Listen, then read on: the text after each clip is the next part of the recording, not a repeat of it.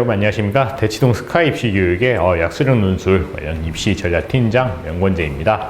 자, 오늘은 여러분들께 이제 요거 약수령 논술에 대해서 개략적인 설명을 드리면서 저희 스카이 입시교육에서 하고 있는 요 내용들에 대해서 간략히 좀 설명을 드리고자 합니다. 자, 기본적으로 여러분들이 지금 봤을 때 이제 중간고사도 끝나고 있고 이제 3월 모의고사, 5월 모의고사 뭐 이렇게 해서 슬슬 마무리하는 단계일 텐데 수능까지 이제 얼마 남지 않았습니다. 약 반년 정도, 요 정도의 시간이 남았는데, 물론 이 시간 동안에 열심히 공부를 해서 성적을 좀 더 올리고 향상시키고 이런 것도 중요하겠지만, 크게 여러분들이 요 단계에서 봤을 때 미러클한 그런 기적이 있지 않는 한은 등급 변화가 그렇게 많이 있지는 않을 거다, 이렇게 생각하시는 분들도 꽤 있을 거예요. 그리고 요런 예측이 정시에서는 실제로 들어봤습니다. 왜냐면은 좀 가혹한 현실이지만 특히 고3 현역 학생들은 지금 3월 모의고사 보고 이제 나중에 6월 모의고사, 9월 모의고사 이렇게도 이제 예정이 돼 있잖아요. 6모, 9모에서는 재수생 군단이 이제 합세를 합니다. 그렇게 된다면은 재수생들은 확실히 해본 경험과 그 노하우가 있기 때문에 정시에서 유리할 수밖에 없습니다. 그래서 여러분들이 3모를 봤던 이런 성적이 유지가 된다면 다행이고, 정말로 떨어진다면 정상이라고 보일 정도로도 정시의 길은 좀 엄난한 그런 게 보이는데, 그런 와중에 여러분들이 생각하고 있는 게, 이제 조금은 객관화를 해가지고 내가 가고 싶은 학교에 좀 집중을 해야겠다, 이렇게 생각하시는 분들이 꽤 있을 것 같아요. 그래가지고 약수령 논술이라는 요 제도를 통해서 서울 그리고 수도권에 있는 중위권 대학들, 요 대학들이 무조건 수리 100%, 국어 100% 이렇게 해가지고 국어 수리만 해가지고 100% 논술 전형, 약술 전형을 뽑는 대학교가 있기 때문에 한번 요 대학교들 위주로 준비를 해보는 게 좋지 않을까, 이렇게 생각이 됩니다. 이 준비는 빠르면 빠를수록 좋겠죠. 자, 개강은 5월 10일 날 토요일부터 진행을 하고요. 학원에서 스카이 입시 교육에서는 이제 과거부터 계속 이제 약수령 논술 자료와 이런 데이터베이스를 바탕으로 진학 지도를 해온 결과 작년에도 매우 다수의 학생들이 많이 합격을 하는 그런 성과를 거뒀습니다.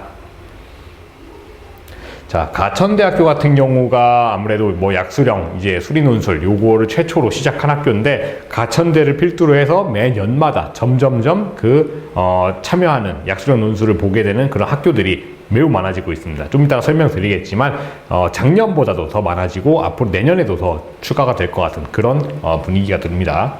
가천대학교 같은 경우에는 수학, 이제 수리논술 A형, B형 이렇게 문과, 이과로 나눠졌다, 이렇게 보시면 되겠는데, 문제 수준은 좀 이따가 제가 몇 개 설명을 드리겠지만 어려운 3점과 쉬운 4점 요 사이에 속해 있다, 요 정도로 보시면 됩니다. 그러니까 결과적으로 약수령 논술을 준비한다는 것 자체는 이제 수능 정시를 병행해서 준비한다, 이렇게 봐도 되는 거기 때문에, 대신에 약수령 논술이니까 답안의 뭐 도출 과정이나 풀이 과정 이런 것들은 좀 상세히 기록하면서 할 수 있겠죠. 이 과정을 통해서 문제를 좀 더 논리적으로 바라보는 시각도 기를 수 있고 추론 능력도 기를 수 있기 때문에 수능 준비에도 안성맞춤인 강좌다, 저는 이렇게 판단하고 있습니다. 아까 전에 말씀드렸다시피 논술 100%입니다. 내신이 뭐 살짝 차등 점수가 있는 학교들도 있을 수 있는데 큰 의미는 없습니다. 왜냐면은 철저하게 수학이 어느 정도 우리 학교에서 요구하는 기준 이상으로 충족됐다 싶으면은 전형하는 게 선발하는 게 이 약수령 논술의 포인트이기 때문에 단순하게 다른 과목 다 필요 없이 수학이면 수학, 국어면 국어, 여기에 올인해가지고 집중적으로 이 학교들을 노려볼 수 있다. 이게 매우 큰 장점이라고 생각됩니다. 그리고 여러분들이 흔히 알고 있는 상위권 대학교들 있잖아요. 거기들은 이제 수리 논술이라고 해서 별도의 좀 심화 과정의 논술 같은 거를 보게 되는데, 여기 나오고 있는 약수령 논술 문제 같은 경우에는 앞서 말씀드렸다시피 어삼시사 요 정도의 문제가 나오기 때문에 부담 없이 접근하면서 수능 공부도 병행할 수 있다, 이렇게 봐주시면 됩니다.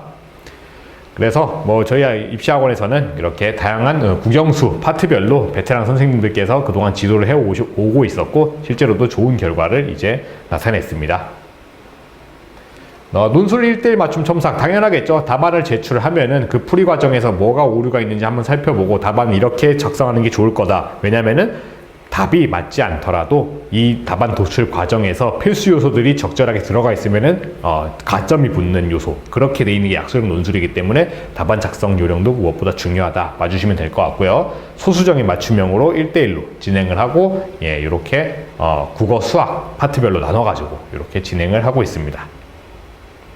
자, 2026학년도 이제 대학별 한번 보는 그 약수령 논술을 보는 전형인데, 이제 보시면 알겠지만 수도권 그리고 서울 인근의 중위권 대학들이 많이 포진을 하고 있습니다. 그리고 여러분들도 여기서 이제 나와 있지 않은 학교들이 뭐 국민대학교라든지 이렇게 2개 학교가 더 추가가 될 건데, 이렇게 해서 좀 더 점차적으로 확대가 되고 있다, 이렇게 봐주시면 될 것 같고요.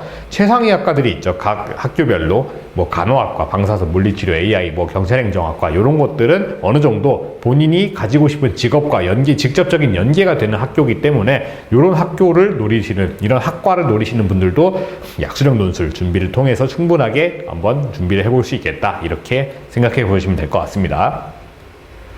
자, 간단하게 한번 보겠습니다. 문제 유형만 한번 볼 텐데, 이거는 모의 2025년도 모의 B형 이렇게 나온 거예요. 자, 1이 아닌 두 양수 A, B, 뭐 로그 A, 로그 B 이렇게 비례식으로 되어 있는데, 여러분들도 당연히 알 겁니다. 어차피 비례식으로 되어 있는 거 외항의 곱과 내항의 곱 같다 해서 처리하면 되는데, 그 과정에서 A와 B 사이의 관계식이 이렇게 나오겠죠. 그래서 최종적으로 로그 값을 구한다, 이게 문제입니다.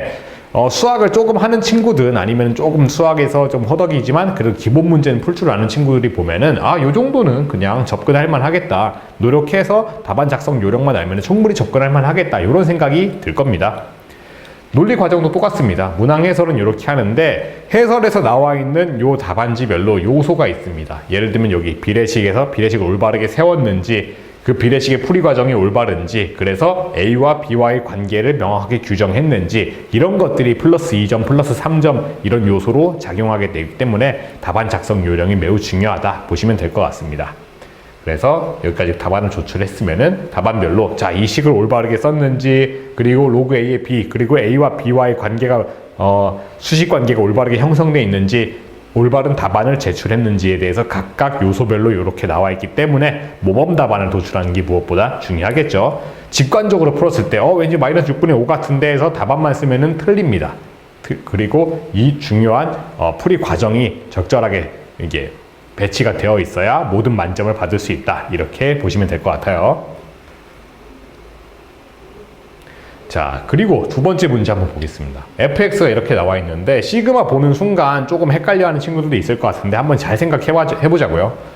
매번 연습하는 유형입니다. 이 녀석은 어차피 분모가 이렇게 나와 있으니까 뭔가 부분 분수를 이용해서 fx를 간단하게 한 다음에 문제에서 요구하는 바를 한번 찾지 않을까, 이렇게 보시면 되고, 그나마 여기서는 조금 꼬았는데 마지막에 보면 gx가 이렇게 알파 플러스 베타, 알파 베타로 나와 있는데, 당연히 여러분들은 근과 계수와의 관계도 알고 있기 때문에 적절하게 미지수를 활용해서 답을 구할 수가 있겠죠. 그래서 풀이 과정은 부분분수 해가지고 이렇게 나오고, 나머지도 gx를 a, b, c 이렇게 규정해서 미지수를 근과 계수의 관계로 풀어내는 게 이 문제의 핵심이기 때문에 풀이 자체는 되게 어렵지 않게 할 수 있다. 그리고 요 과정에서 fx를 이렇게 놓고 부분분수를 하는 과정, 그리고 gx를 미지수 사용해서 넣는 과정들, 일련의 과정들이 모두 배점으로 들어가기 때문에 답을 제출하는 것 뿐만 아니라 풀이 과정을 올바르게 쓰는지도 매우 중요하다 보시면 될 것 같습니다. 자, 이상으로 한번 가천대학교의 모의논술 문제를 보면서 약수령 논술에 대해서 한번 대략적으로 알아보는 그런 시간을 한번 가졌습니다. 자, 여러분들도 몇 개 문제 한번 봤겠지만, 뭐 수능에 뭐 15번, 14번 요 정도 수준을 요구하는 게 아닙니다, 약수령 논술은. 그리고 수능 문제, 어삼 시사 정도의 그런 비슷한 유형들이 나오기 때문에 오히려 여러분들이 정시까지, 수능까지 준비한다고 한다면은 오히려 그 수학 문제나 국어 문제나 준비하는데 여러모로 도움이 될 수 있다. 그렇기 때문에 오히려 풀이 과정 같은 거를 좀 더 깔끔하게 쓰고 준비하는 데는 시간이 걸릴 수 있으므로 하루빨리 이제 등원을 해서 좀 약수령 논술을 준비하는 이런 시간을 가졌으면 좋겠습니다. 네, 감사합니다.